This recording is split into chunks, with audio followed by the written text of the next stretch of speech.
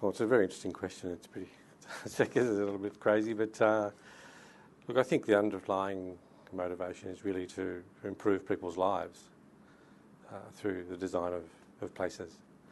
And I mean, architecture is very time-honoured. It's something you can't just learn in a few years.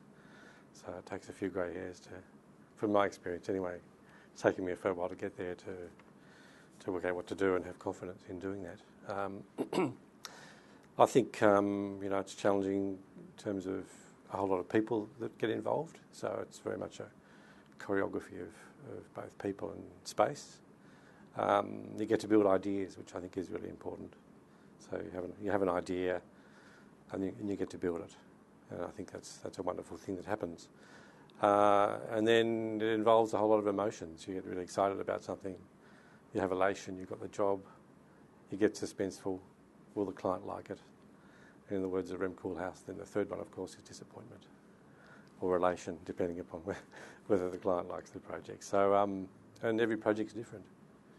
So I think all those things together is quite an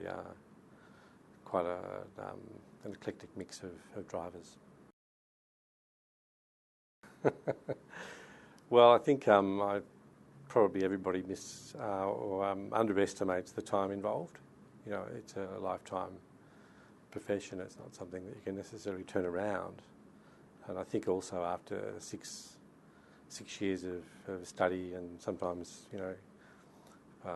high degree study, by the time you get into a profession like architecture, you're almost entering middle age. You're probably in your middle, 30s or 40s before you really start to hit your straps. So I don't really have a lot of advice. I think if you get into it, you've got to go for it and just keep going.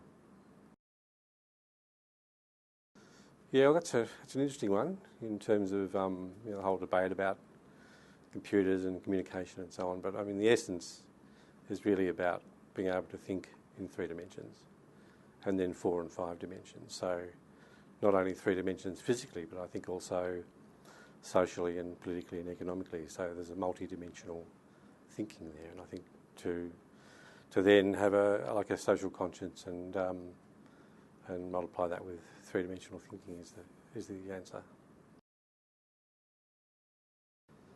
Yeah, well, description really is about the narrative or the story of a building. So what I always try to find is the string, if you like, that ties the beads together, or the intangibles. So what I'm looking for really to motivate myself, because I mean it takes a fair bit of energy to actually design a building and sustain yourself right through to the end of the construction process and beyond, is really to bring those intangibles together and to instill meaning into the design.